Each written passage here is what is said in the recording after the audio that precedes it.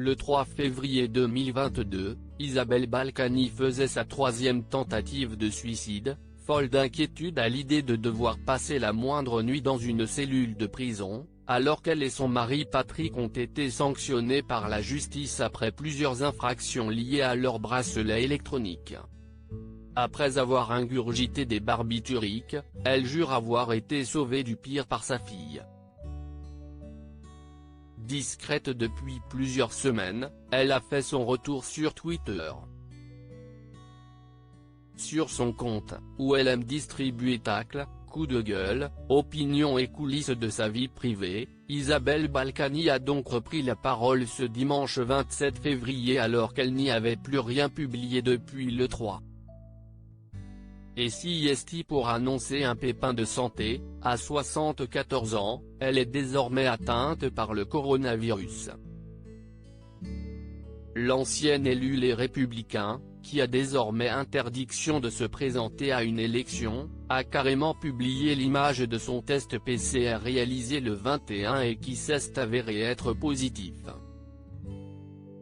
Alors que l'actualité est pleinement consacrée à la guerre en Ukraine, il est vrai que la pandémie ne cesse pas arrêter et que le variant Omicron continue de contaminer les populations mais si les chiffres semblent indiquer qu'il s'essouffle.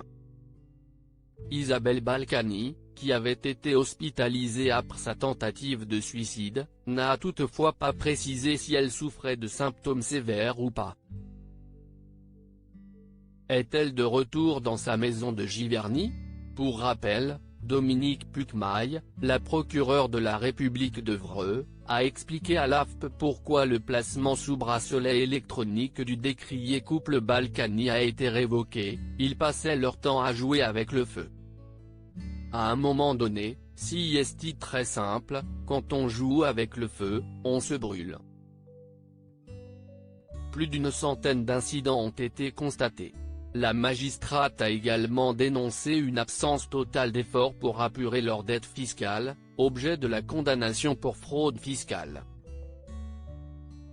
Avant la révocation, il y a eu pour chacun de nombreux recadrages qui sont demeurés lettres mortes, a ajouté la procureure Patrick Balkany est de son côté de retour en prison, lui qui est incarcéré à Fleury-Mérogis, Essonne.